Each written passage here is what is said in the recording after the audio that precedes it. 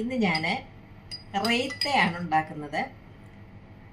ഇത് കടലമാവും കൊണ്ട് ഉണ്ടാക്കുന്നതാണ്. നമ്മൾ മിക്സറിലൊക്കെ കണ്ടിട്ടില്ലേ ഇതുപോലെ ബോൾ മാതിരി കിടക്കുന്നത്? കടലമാവ് കലക്കിയിട്ട് കണ്ണാപ്പയ്ക്കകത്ത് എണ്ണയ്ക്കകത്തോട്ട് ഒഴിക്കുമ്പം ഇതേ രൂപത്തിലുള്ള റൗണ്ട് ഷേപ്പിലുള്ള ഈ സാധനം കിട്ടും.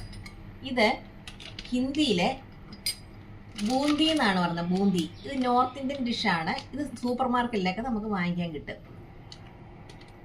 അപ്പം റെയ്ത്തയ്ക്ക് വേണ്ട സാധനങ്ങൾ ഈ ഇങ്ങനെയുള്ള ഈ ബൂന്തി എടുത്തിട്ട് അതിനാവശ്യമുള്ള തൈര് ചേർത്ത് കൊടുക്കണം.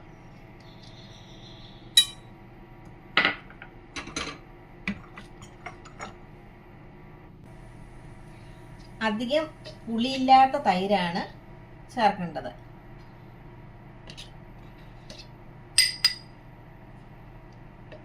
കുറച്ച് തൈര് മതിയാവും. ഇതിന് ആവശ്യമുള്ള ഉപ്പ്,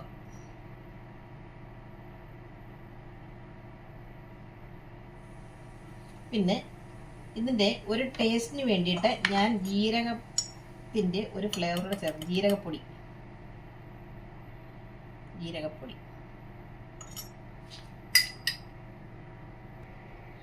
അധികം പുളിയില്ലാത്ത തൈരായതുകൊണ്ട് കുറച്ച് ഉപ്പേ ചേർക്കാവൂ.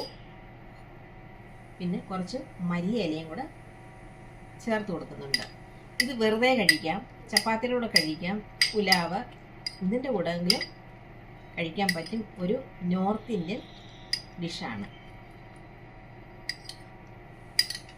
കണ്ടില്ലേ, ഇത് കുറച്ചേ ഉണ്ടാക്കിയിട്ടുള്ളൂ.